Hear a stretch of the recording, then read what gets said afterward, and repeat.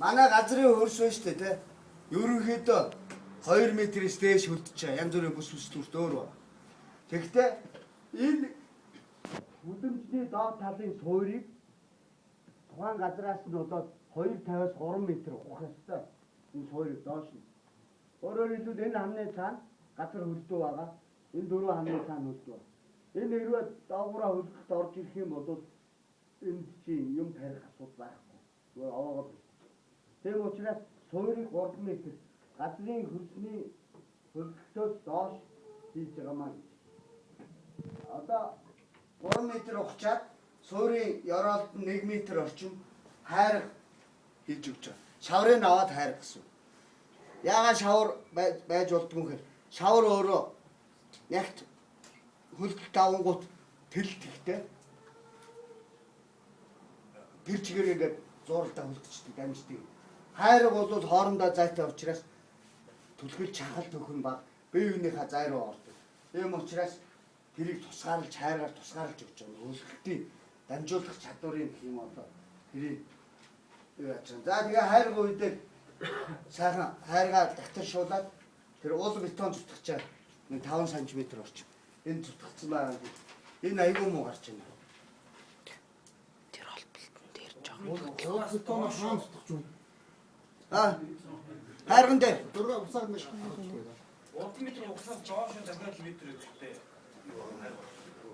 3 метр ухчаад доороос 3 метрээс метр 20 хайрга хийжтэй. Одоо цаа метр 70 үлдсэн нүх. Тэгээд дээр нь олонтой хийж байгаа. Яг газраа тэгшлэгээ хийж байгаа. Энэ одоо шууд дээр өсөж. За хамгийн гол юм энэ дараа нь гарах энэ байгалийн жогсолч. Нөгөө кемпингээд байгаа компаниас ирэх юм чинь хамгийн гол нь энэ нөгөө дам нуруу энэ юу нөхгүй. Тэр каркас. Нөгөө ийм алшааны голдрол дагуу газар байхгүй юу? Тэгээд ингээд 0 ухаад 5 метрийн хавар бас гарч ирээд байдаг. Тийм газарт яах вэ?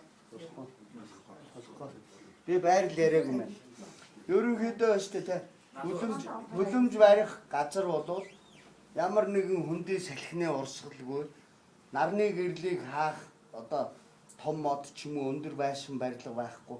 Ерөнхийдөө бол нарны урд зүгт харуулж барина. За яг монголоор ойлгох юм бол та нар одоо малчтын өвөлжөөг хараарай заа юу. Өвөлжөөг хаана барьсан бэ? Уулын ар хормойд орж урд өвөрт нь барьж юу. Тийм ээ? Урд өвөрт нь наран ээвэр нөмөр газар барьдаг. Яг тийм зарчмаа барих ёстой. За тэгээд хүлэмжийг барих газар бол хамгийн гол зүйл бол хүнсний одоо хурдан мууддаг зүйл учраас зам харгуй зах зээлд ойрхон байх ёстой. Зам сайн байх ёстой гэсэн ийм зарчмаа гол нь барина. Тэгээд нөгөөх нь хөрсөн дээр хөрсний ус байна шүү дээ. 5 метрээс доош байх хэрэгтэй. Тэгэхгүй бол ус гарч ирээд тэр чинь хөлдөлт өгөөд цаашдаа нөлөөлнө гэсэн үг. Маш их хүчтэй давстай газар бол бас болохгүй. Ийм хэдэн зүйлүүдийг анзаарж иж хүлэмжээ барих хэрэгтэй. За энэ дам нурууны хувьд бол ерөнхийдөө одоо энэ өрөөний өргөн бол үсрээд нэг хуучнаар бол 6 байдэн шүү дээ. 59-12 гэдэг ийм стандарт байдаг байхгүй нөгөө хучлалтай хавтангийн урт нь 59 дээ. Тэрнээс барилгын тооцоон дээр энэс илүү гарах юм бол доошо цөмрөх аюултай. Энэ хуучин орос технологи. Тэгэхээр одоо бол каркасан барилгууд хэдийгээр багнан суур хийж байгаа ч гэсэн бас тийм 10 ялгастай хийж чадахгүй. Энэ хүлэмж бол 10 метрийн өргөн багнагүй даацсан. Энэ дээр маш их инженерийн тооцоо орж иж 10 м газар нэг чим тулахгүйгээр өөрийгөө дааж байгаа. Нөгөө талаас энэ дээр цас орно салхи газар хөдлөлт маш олон стандартууд байна. Тэрийг даадаг энэ амын эргүүлж матсан зэрэгдгүй ган ийм дам нуруу байгаа. Эдний брендийн хувьд бол энэ л байна. Энэ олон улсын стандарттай бүх юм. Тэр хэлбэртэй юм. П маягийн хэлбэртэй ам нэргсэн. Хоёр тал дээр дааж. Тэгээ хоёр тал дээр нуруунд дээр даац авч ийн гэсэн. За ингээд энэ дам нуруу цаанаасаа үйлдвэрт ийм матлтайгаа бүр шугамн дээр өөрөө өнцөг гараацаа тааруулаад ирсэн нүхийг гаргацсан. Ийм зүйл хурж ирнэ. Энэ үндсэндээ хүлэмжийн өргөн бол 10 урт хэдчээж болно гэсэн шүү дээ. Энэ дам нуруунууд 1 м 1 м-ийн зайтай энэ хавиргнууд суудаг юм байна. Энийг угсрахад ямар нэгэн караа мараа ирэхгүй. Энэ одоо манай залуучууд аарыг нас тгийц ингэ явж байгаа. Өөрсдөө тий. Та нар зөвлөгөө өгнө өөрсдөө барьчих болно. Ерөнхийдөө барилгын юг энийг захиална. Энэ бол нөгөө нэг би дистрибьютор учраас тэр талдаа брендийн нэр хүндийг би хамгаалах хэрэгтэй. Тийм учраас та барилга барина. Энэ загвараар хийнэ. Энийг захиаллаа. Танд барилгын ажлын зургийг чинь бэлэн өгч чинь. Тэрний дагуу та суур ухах хэрэгтэй. Мөнгөө хийнэ. 60 санчтай ухчаад өвөл хөлтлөө гэх юм бол хариуцахгүй. Тэр брендийн нэр гарна шүү. Тэр юу армада дээр ярьж хөршөө ингээрэй гэж яриад явуулангууд өлзийдд очоод нэг нөхөр юу яаж байгаа байхгүй юу? Нэг барилгын инженертэй. Гэхдээ одоо энд нэг хятад Монгол нийлсэн хэдий. Тэр мөн хөлөмж ороход 3 м суур ухах гэдэг юм. Инженерээс асуугаа. Хой таан хэд гэж юм өндөр? 275. Хэдий хаана 38. Өө ястай цаадуулчин хаанрыг бол зүгээр мөнгөний чинь зүгээр ийм юм байна те бодлоготойгоор сороонд болуулж байгаа юм байна. Өгсөн тиймхэн ан та нар өгсөн 40 санчаар хийчихгүй суур. Наад чи бүр 12 давхрын суур хий гэж байна. Оо ашгүйгээ тэгээ хийчихсэн байна л. Тэгэл намар нь 11 сарын 23-нд байдаг баха 14 оны. Над руу ярьж байна. Та гайгүй юу гайгүй. Би юу гэсэн гайгүй. Өнгөрсөн шөнө яасан чадарсан уу? Юу чадарч бай. Би чадарцсан л гэдэг байхгүй. Яагаад чадарч бай?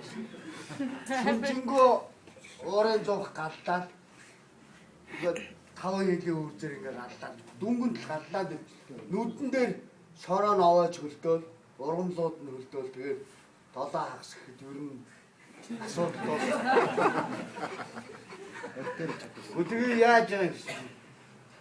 Гүн харин одоо ингэчлээ би тэгээ таныг яаж байгаа бол ямар байна? Гүн чи манай чинь 18 гарацтай гэж шүү дээ. Гүн чи нөгөө суур гэж бодогдоод суур яасан гэдгсэн. Харин тэн дээр нэг жоохон тийм юм болцсон юм. Ямар юм болсон гэсэн. Нэг инженер 60 санчаар хийчих гэхээр нэгэ явцсан юм. Тэгээ одоо би яах вэ гэд надаас суудаг байхгүй. Бүх юм үлдчих одоо яах вэ гэд. Тэгээ одоо яах вэ? Яаж бодоод монголчууд нэг юм өмнө нэг жоохон саад таарахаар яад юм гэхээр гандаа явдаг байхгүй юу? Одоо гандаа явдаг байхдаа очоод хариу адилхан л да. Би хэлээд өгчийгээ. Очихоор нэг юм чомо янз бүрийн болно үстэй. Мэнг олсон бай гэж хэлж магадгүй те. Суудлын өнцөг те.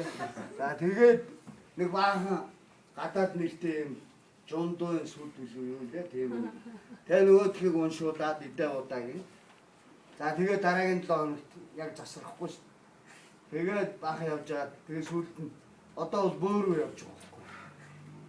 Тэгээ бөөдөр очоод буугаад инхээр зэрэг энэ хаанхын ямар юм бэ? Наатаа шатаач гэх. Тэгээд шатаа тэгээд дуусна. Тийм юм болно. Тийм учраас чи одоо нэгэн тим болсон 50 байж архинд орж болохгүй. Хавар өртгүүлээ.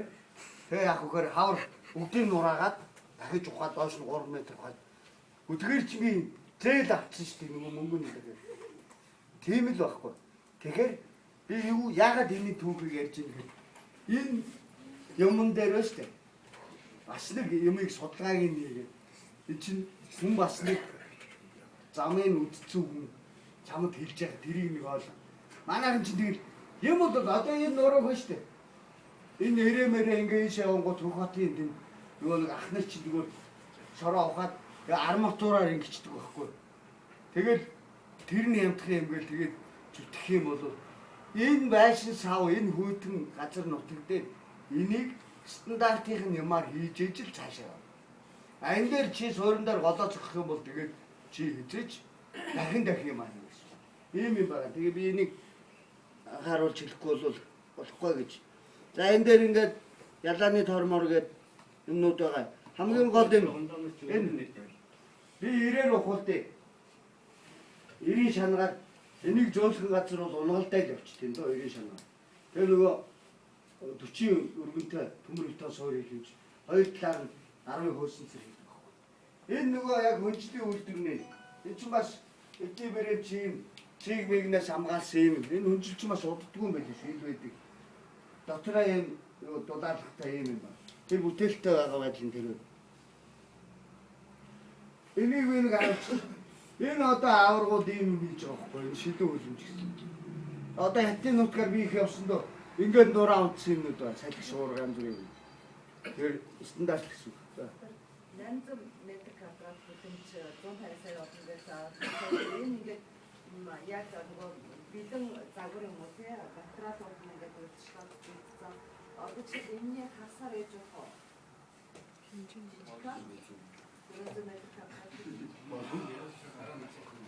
Болно.